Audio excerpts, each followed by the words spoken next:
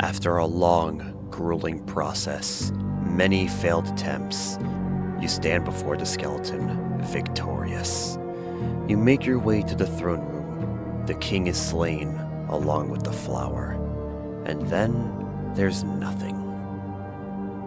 Until an unknown yet familiar presence makes itself known. Okay, enough of the dramatic intro, I can't do this.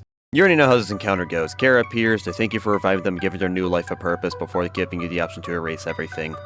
Your choices don't matter, since you've already made your choice the moment you went down this path. When I, like many other people, first encountered Chara, I thought to myself, "Holy crap! Chara destroyed the entire timeline with a single slash, that's insane!" And I rolled with that for years. I mean, it made sense. Chara said they're going to erase the world. Heck, there's even code that deletes the game! There was no doubt in my mind that Chara actually did it. But then I thought about it, and the more I thought about it, the less it made sense. So I dug deeper, and the more I learned about the game, the more I began to question the legitimacy of Chara's feat.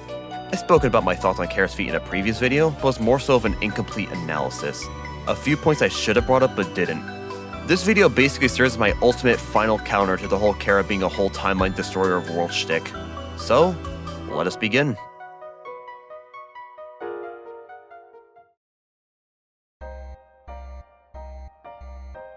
My first argument against Chara is the definition of the world. So obviously, we have the humans and we have the monsters. Undertale takes place strictly in the underground. In the Geno route, who is being targeted? The monsters. Throughout this entire route, you ally yourself with Flowey, and you attack monsters. At the end of the run, Chara says there's nothing left in the world. Look at how Chara uses that word. You have only gone for the monsters, yet Chara says there's nothing left in this world. Mind you, the humans still exist, so either Chara is blatantly wrong, or they're only specifically talking about the underground. My next argument against Chara's legitimacy is the barrier. In the True Lab, we found that the barrier is locked and can be only destroyed using soul power. Guess who doesn't have a soul? Oh, but Chara's linked to our soul though. Okay, let's assume Chara does have one. That's still 6 more souls you need. Insufficient amount. But the barrier works in equivalence. Astra destroyed the barrier with 6 human souls and the monster instead of the usual 7. So Chara could have done that too. This is true. The barrier does indeed work with equivalence. However, we know for certain level 20 Chara does not have the sufficient soul power to break the barrier, and it's all thanks to a certain flower. When Flowey took the souls, he had more determination, more souls. Heck, his LV display itself as 9,999. We know level 20 is the maximum, so it's either a scare tactic or someone managed to break the limit. For the sake of this video, let's assume both routes. Level 20 or level 9999 Flowey, with the power of 6 human souls, still didn't break the barrier. All we do is get past it during our fight with him. If Flowey, who had higher stats, more soul power, didn't break the barrier, didn't have fight, there's absolutely no way Chara did. Okay now, I know someone's gonna bring up Sans' dialogue about the timelines, so I'll address that. Timeline stepping left and right, stopping and starting, assuming timelines over and over. You've heard these lines 100 times before. People say this is definitive proof that Chara did indeed destroy the timeline, that Sans breaks his promise to save all of time and space or whatever. To that I say, okay, why did Sans fight Flowey then, who'd be considered a significantly far less threat than what we are now? Flowey isn't a timeline-busting threat. He's no universe god destroyer. Yet. He was just a murderous flower that Sans took care of in a few loops. The same logic can be applied here. We're someone who will constantly keep on resetting, dying over and over to get what we want. These characters are just playthings to us. Oh, but what about consuming timelines? You completely ignored that part. He means resets. Flowey's in particular. Here's why I say this. You could upload a fresh copy of Undertale, having never played before, get to Sans without ever dying or loading a save even once, and he'll say the same thing. Remember, Toby isn't stupid. He knows when to put something like this in. Flowey acknowledges it, and is brought up in Azrael's fight if he ever got there without loading a save. And seeing as Sans has so many checks to see if he spared him or died a certain amount of times, Toby would have definitely changed Sans' dialogue to match the fact that we never loaded a save. But Sans doesn't remember timelines. I never said he did. He simply has a way of keeping tabs of them. And the fact that those changes of timeline still occur whether we've made a save file or not, is proof that it's Flowey's and not ours. Also, Sans literally calls it a reset in his fight. Come on man, we can't be serious. But all made bosses say we're a threat to humanity. That disproves it. No, it doesn't. Allow me to give a quick rundown on our rise to power in Geno. At around level 3, we one-shotted a boss monster. To be fair, she wasn't expecting that. At around level 8, we beheaded Papyrus. At around level 11, we split Ardun in half, then dealt thousands of damage to our strongest form that had a whopping 99 defense. At around level 15, we obliterate the hunk of metal that was Mettaton Neo, to which, mind you, has more of a physical form compared to other monsters. At level 19, we deal 9 million damage to Sans. And you mean to tell me at level 20 we're suddenly nuking timelines? No way. Strong as heck? Absolutely. Timeline busting? Hell no! Plus, we already saw how much damage level 20 can do to a human. We're 100% a threat to humanity in Geno. And now to address the elephant in the room, the code. Allow me to educate you on how Undertale's files work. So, this folder is Undertale. Inside contains all the data needed for the game to run properly. If you delete Undertale.exe, you can no longer play the game, but every file needed for the game to run is still present, especially with data.win. This file contains everything, stats, sprites, sounds, it's basically Undertale's world. All Undertale.exe does is open the contents of that file. It's just an access point to Undertale's world. So now you're probably wondering, our means of connection? Frisk. So, I don't know if you know this, but you and Frisk are not the same person. You need to leave! I know, scary, frightening stuff, I know. My strongest piece of evidence is the fact that Frisk doesn't remember true resets. We know this to be true because of the fact that their memories are wiped alongside everyone else's. Compared to a regular reset where there's some trace of deja vu and Frisk retaining their memory, all of Frisk's memories are wiped as well. Know why?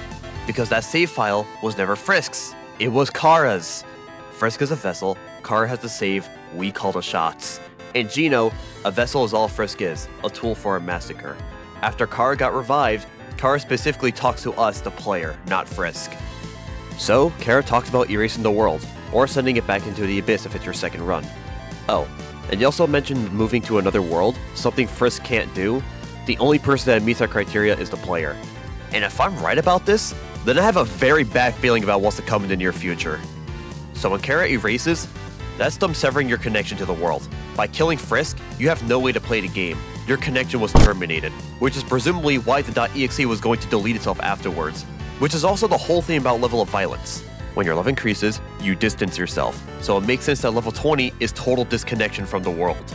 Now I can see someone bring up Frisk's soul as an argument, because at the end of Geno, you sell your soul to Chara, but when you die in Undertale, your soul shatters.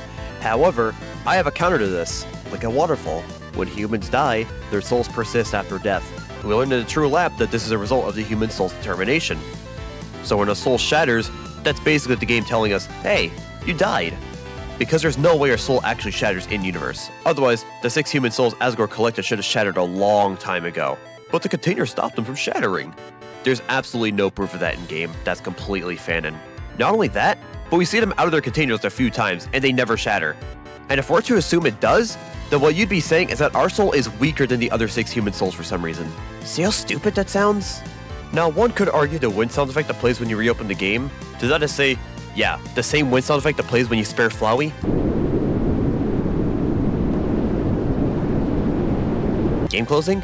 Yeah, the same way the game closes on you when Flowey kills you, someone who also had control of their timeline like Chara? Suddenly that line makes so much more sense now. When Chara talks about bringing back the world, you need to remember, Chara still has the save file. All Chara needs to do here is use True Reset to bring everyone back. You might believe this to be strictly a true pacifist root feat, however, if we look back at Flowey's pacifist ending dialogue, he's clearly aware of True Reset, so he must have done it himself at some point, so it's safe to assume that's what Chara does here too. There's still one more argument someone can bring up against this, and I'd argue, if I didn't remember to explain this, my whole theory might have fallen apart.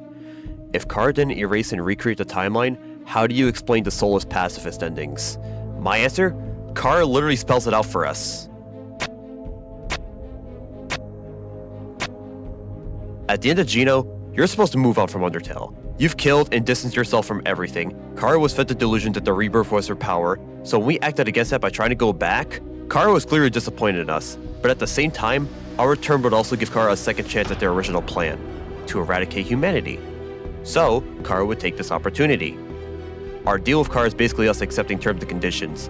If Chara told us flat out, yeah, so I can bring about the world, but in turn I'm gonna have to kill your friends after you free everyone, how's that sound? I don't think we would accept a deal like that. It's there to show us that there's consequences. We turn back against our actions, against Chara, so they punish us by killing our friends after we freed them all. Our rampage gave reason to Chara's rebirth, which is why they kill Sans, Asgore, and Flowey. Remember, the save file is under their name, so they have some level of authority whether we do Geno or not.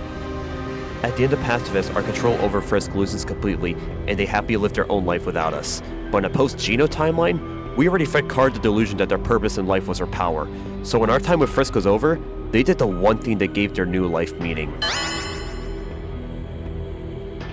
So now we recap. You grow physically stronger in Geno, as evidenced by Mettaton Neo's boss fight, which is why Undyne and Mettaton call you a threat to monsters and humans. Sans talks about your reassess and tries to make you go back to when this all started. During this time, Chara realizes their new purpose and deals the final blow for us, as well as taking out Asgore and Flowey for us. We already destroyed the underground world, so Chara disconnects us. Understood that EXE winds up deleting itself because Frisk is dead. Our soul in-universe remains intact. Chara cuts a deal with us, we give them our soul and they'll true reset. Doing a pacifist run loosens our control in Frisk. When that's gone, Chara does the one thing they believe we're brought back for.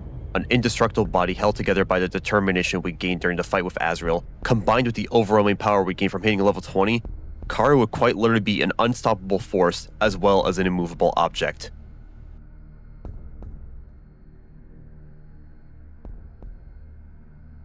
So yeah, that's my theory. If there's any other counterpoints you have, bring it. Yeah, I don't know how to end this video.